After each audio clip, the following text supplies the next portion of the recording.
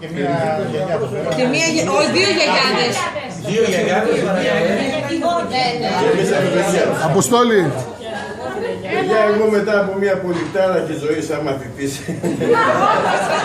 Άντε ρε τώρα και συμπολιτάραχη. Όχι τώρα, εντάξει. Κατάφερα να τελειώσω να πούμε το γυμνάσιο, δις εξετάσεις να πούμε στην τρίτη γυμνάσιο. Μόνο δεις να ήτανε καλά, ήτανε τρεις να μην ήτανε. Έδωσα μαθήματα μόνο, δεν πήγα την άλλη χρονιά. Αφού πήρα το πολυπόθητο πτυχίο από την τρίτη γυμνασίου, μπορέσαμε και πήγαμε και κάναμε μια πολύ καλή μεγάλη καριέρα να πούμε σαν διασυνορική μεταφορής, κοινώς Νταλικέριδες. Ωραία τα λέει, ωραία τα λέει. Είδες που να τελείωνε κιόλα. Και κατάφερα, βέβαια κάναμε και άλλες δουλειές ενδιάμεσα κάτι μαγαζιά και κατάφερα ας πούμε να σταματήσω το επάγγελμα εδώ και 5 χρόνια. Έχω μια κατσινούλα, βγάζουμε το μεροκάματο, είμαι δυσπαντρεμένος. Δεν θα πω τίποτα.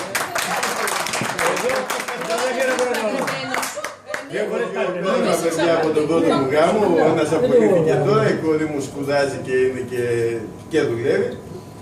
Και είμαι καλά. Ευτυχισμένος δηλαδή. Είμαι καλά με τα παιδιά μου, είναι όλα καλά. Πού είναι η καπίτα για να ξέρουμε να ερχόμαστε. Περίσταση νοικιάζω, τα παιδιά είναι με την πρώτη γυναίκα μου στο σπίτι του δικό μου σταθμού. Α, στο πατρικό, γι' αυτό κόλλησε το καλό, Κώστας Μπουτσάς ρε εσύ, ό,τι έκανα ρε παιδί μου, τα φίλους στις γυναίκες μου. Το πλήρωσα και δεν με κακοφαίνεται καθόλου. Μπράβο Αποστόλη. Σωστός. Πολύ σωστός. Επόμενος. 1 λεπτό.